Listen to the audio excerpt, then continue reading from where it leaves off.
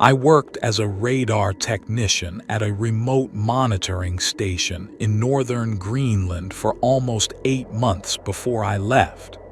Officially, the place was called Outpost K-13, but nobody used the full name unless they were filing reports. Most of us just called it K, or the station.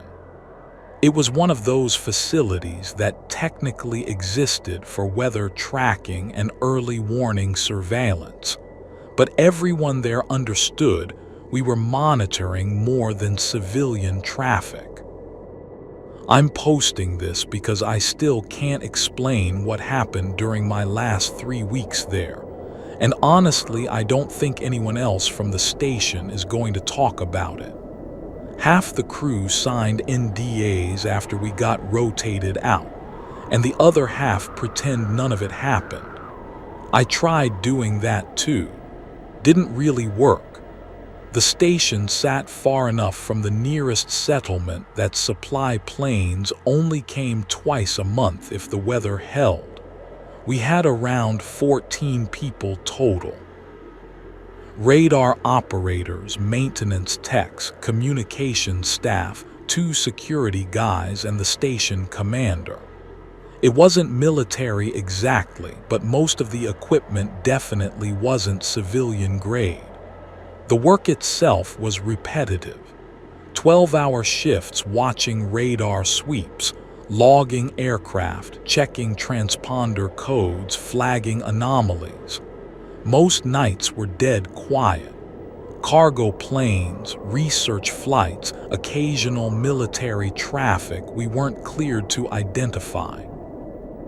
After a while, your brain starts recognizing patterns automatically.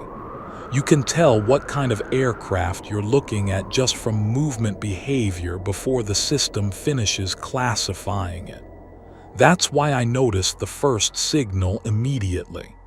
It happened during a night shift in late November.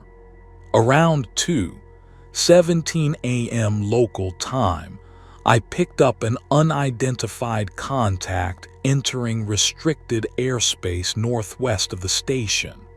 No transponder, no flight registration. At first, I assumed it was a glitch because the speed reading made no sense.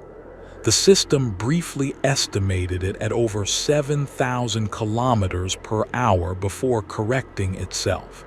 I remember laughing because I thought the software bugged out. Then the signal stopped instantly. Not faded, not lost. It just vanished in a single frame like someone switched it off. I logged it anyway and called it into command. The officer on duty sounded irritated more than concerned. He asked me to rerun diagnostics and check for atmospheric interference. I did. Everything came back normal. The next night it happened again. Same area. Same impossible speed spikes. This time there were 2 contacts moving together. They appeared for 11 seconds, disappeared, then reappeared almost 90 kilometers closer to the station. That part bothered me more than the speed. Radar glitches don't reposition themselves intelligently. I saved the recording locally before forwarding it up the chain.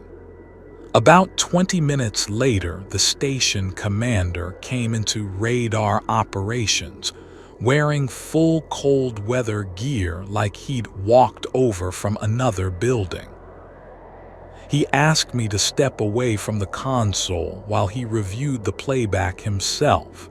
He didn't say much afterward, just told me the contacts were false returns caused by ionospheric distortion. Then he deleted the local recording from my workstation personally. I asked why he'd bother deleting interference data if it was meaningless. He looked at me for a second and said, "Because people fixate on patterns when they spend too long out here." That answer sat wrong with me immediately. After that, the signals started appearing every night, always between 1 a.m. and 4 a.m., always approaching from the same direction. Sometimes one contact, sometimes 5 or 6. The speeds varied wildly. Occasionally, the system couldn't even calculate them. The tracks would jump huge distances instantaneously, then stabilize again like normal aircraft. The weirdest thing was that they never triggered any interception response. Anything unidentified entering that airspace should have started a chain reaction immediately. Communications, verification, potential scramble coordination from elsewhere. Instead, command acted like the contacts barely existed. One night I asked Eric about it during break. He was the senior communications tech and had been stationed there longer than anyone else. I expected him to brush it off, but instead he got very quiet. Then he asked me, "You seeing them visually yet?" That caught me off guard. I asked what he meant. He just stared into his coffee for a second before saying, "Don't look outside if they get close." I laughed because I thought he was screwing with me, but he didn't laugh back. A few days later, the station lost satellite uplink for almost 6 hours during a storm. We switched to backup systems and stayed operational, but everyone was tense the entire time. During outages like that, the isolation really hits you. There's no phone signal out there. No internet except station access. No real outside contact. That same night, the radar picked up a contact only 30 kilometers from the station.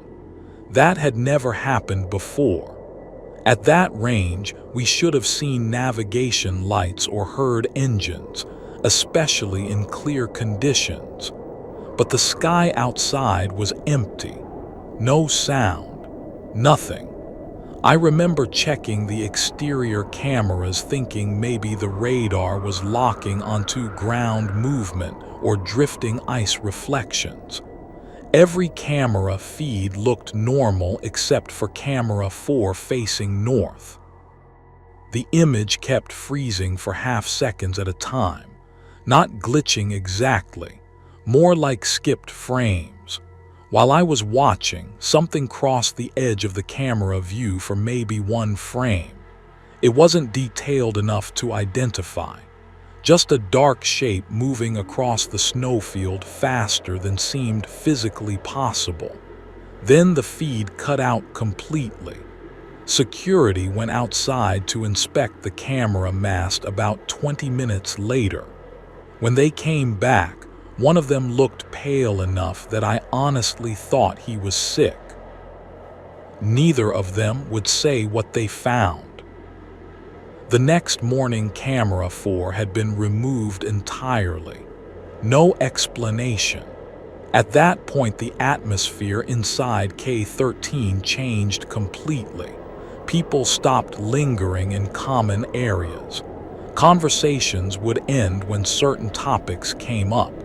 I started noticing crew members checking the windows constantly without realizing they were doing it. Sleep got difficult too. The station walls were thin in some sections, and late at night I'd hear movement outside that didn't make sense. Not footsteps exactly. More like long scraping sounds moving slowly around the outer structure. The security guys blamed shifting ice. I almost convinced myself they were right until the night I heard it directly outside my quarters window. There was a pause afterward, then 3 knocks against the glass. Soft, deliberate.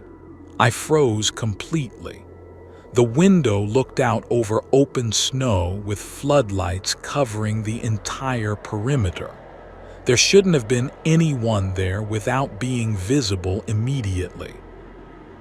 I stayed in bed for maybe 10 minutes just staring at the curtain.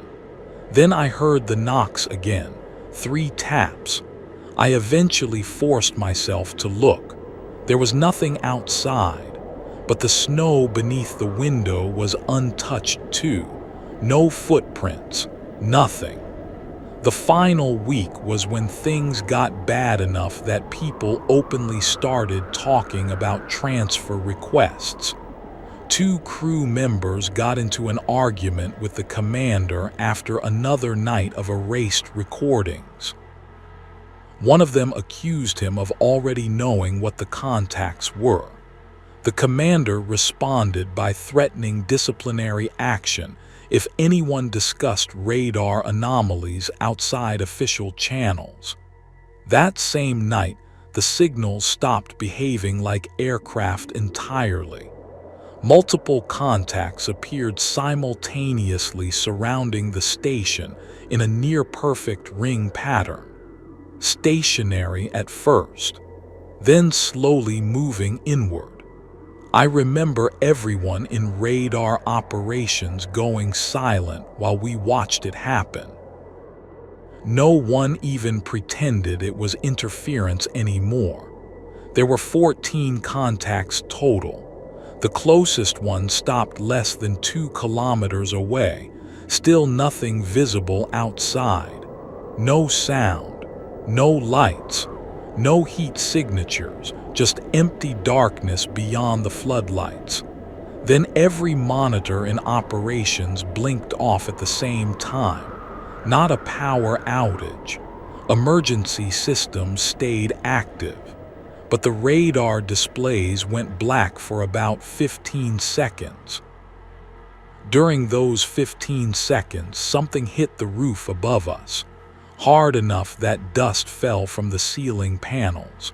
Another impact followed farther down the structure, then another. It sounded heavy but uneven, not mechanical, like something moving across the station on multiple limbs. One of the newer techs started panicking and saying someone needed to call for evacuation. The commander ordered everyone to stay seated. I'll never forget how scared he looked when he said it. The systems came back online after maybe 20 seconds. All 14 contacts were gone. No departing tracks, no fading signals, just empty airspace. The next morning we found deep marks in the ice around the station perimeter. Long grooves carved into the snow in looping patterns. Security blocked the area off immediately, and by afternoon fresh snowfall had buried most of it anyway. 2 days later, I got reassigned unexpectedly and flown out with another crew rotation. Nobody debriefed me. Nobody asked questions. When I tried accessing archived radar logs remotely after returning home, my credentials had already been revoked. Later, I contacted Eric through a private account to ask if things had settled down at K-13. He replied once. All he sent was, "They only come during the dark season." I never heard from him again. About 4 months later, I checked the station registry out of curiosity. Outpost K no longer appeared on the network listing I originally applied through. I figured they renamed it or folded it into another program. But when I searched satellite maps for the coordinates, the entire site was gone. Not abandoned, gone.